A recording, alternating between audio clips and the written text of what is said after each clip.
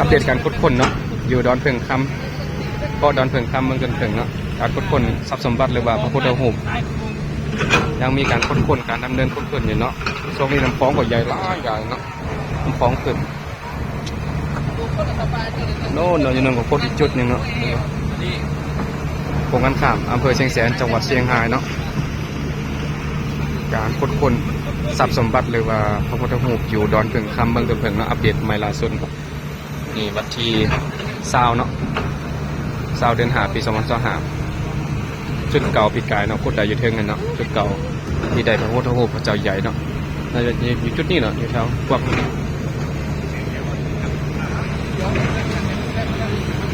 มีทีมงานหลายทีมแบบนะแต่ยังบุคคลคนยังพบอยู่เนาะยังคอย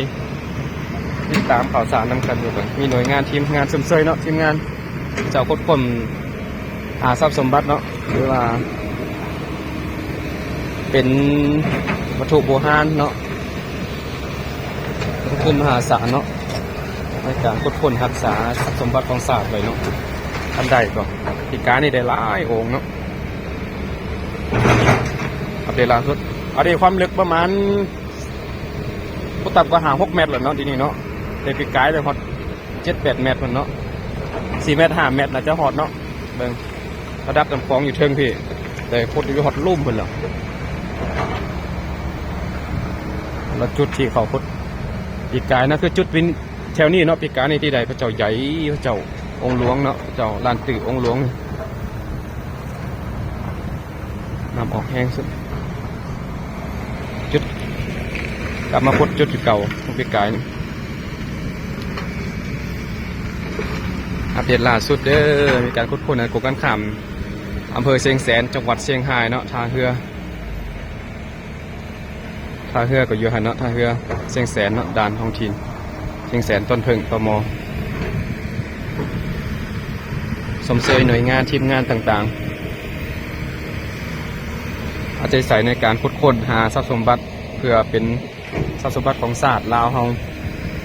ที่ในแผ่นดินลาวเฮาเนาะ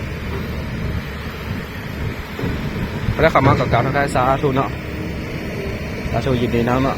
ฝากกดไลค์กดแชร์กดติดตามนำกันข่าวสารนำกันเด้ออัปเดตนำกันตามข่าวสารในการค้นพระพุทธรูปนำกันเด้อทุกท่านใส่รถจก2 คันเนาะการค้น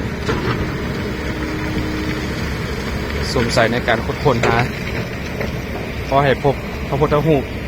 แล้วก็ได้สิ่งศักดิ์สิทธิ์เนาะผู้บ้านผู้เมืองปกป้องเดี๋ยวมาบูรณะรักษาเรียบไว้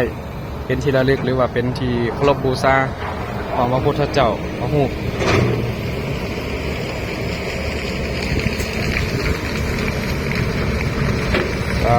ูปสาธุคอยพบเนาะไม่ได้เข้ามากับทักทายสบายดีเด้อบนทุกคนติดตามข่าวน้ำกันเองเนาะยาวๆท่านใดก็จะได้อัปเดตให้ทันมาส้มเบิ่งเนาะอยู่ที่ดอนเพิงคำเมืองดอนเพิงแขวงบ่อแก้วสปป.ลาวเนาะบ่อนพุทธพระพุทธพระรูปพระเจ้าใหญ่เนาะหรือว่าบ่อนพุทธทานเนาะของวัดวาอารามเก่าแก่สุวรรณโคมค